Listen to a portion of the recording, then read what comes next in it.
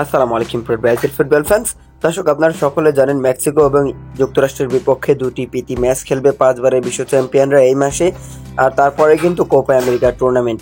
তো এই ম্যাচগুলোর আগে কিন্তু ব্রাজিলের কোচ ডরিভাল জুনিয়রের আন্ডারে প্রতিদিনই কিন্তু যুক্তরাষ্ট্রের কায়েল ফিল স্টেডিয়ামে কিন্তু ভালো অনুশীলন চালিয়ে যাচ্ছে, খুব কঠোর অনুশীলন চালিয়ে যাচ্ছে আপনি বলতে পারেন। প্রতিটা খেলোয়াড়কে আমরা পাঠ্যভাবে কিন্তু অনুশীলন করতে দেখছি। তো এই অনুশীলন শেষে কিন্তু প্রতিদিন একজন অথবা 2-3 জন করেও কিন্তু ইন্টারভিউ দিচ্ছেন, সাংবাদিকদের প্রশ্নের উত্তর দিচ্ছেন যুক্তরাষ্ট্রে। মূলত এরই মধ্যে কিন্তু অ্যালিসন বেকার কিন্তু তিনি একজন গোলকিপার। তিনি কেমন গোলকিপার তাকে আসলে নতুন করে পরিচয় করিয়ে দেওয়ার মতো আমার কিছুই নেই। তো তিনি আসলে ব্রাজিল জাতীয় দলের গোলকিপারদেরকে নিয়ে বেশ কিছু কথা বলেছেন এবং তিনি এডারসনকেও নিয়েও কিন্তু কথা বলেছেন। তো চলুন দেখি ব্রাজিলের গোলকিপারদেরকে নিয়ে অ্যালিসন বেকার তিনি কি বলেছেন।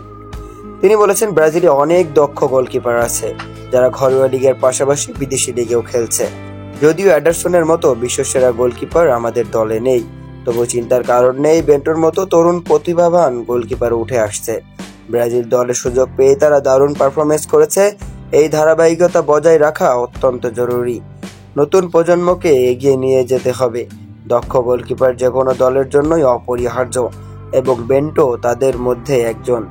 মূলত অ্যালিসন বেকার তিনি যে একজন বিশ্বসেরা গোলকিপার সেটা কিন্তু তিনি একবারও এই কথাটুকুর মধ্যে বলেননি। তিনি বলেছেন এডারসনের মতো গোলকিপার কিন্তু বর্তমানে আমাদের দলে নেই। তারপর তিনি বেন্টোকেও প্রশংসায় ভাসিয়েছেন। তিনি বুঝিয়েছেন যে বেন্টো প্রথমবার ব্রাজিল জাতীয় দলের সুযোগ পেয়েই যে দুর্দান্ত পারফরমেন্স করেছে তা সত্যি অপরিহার্য।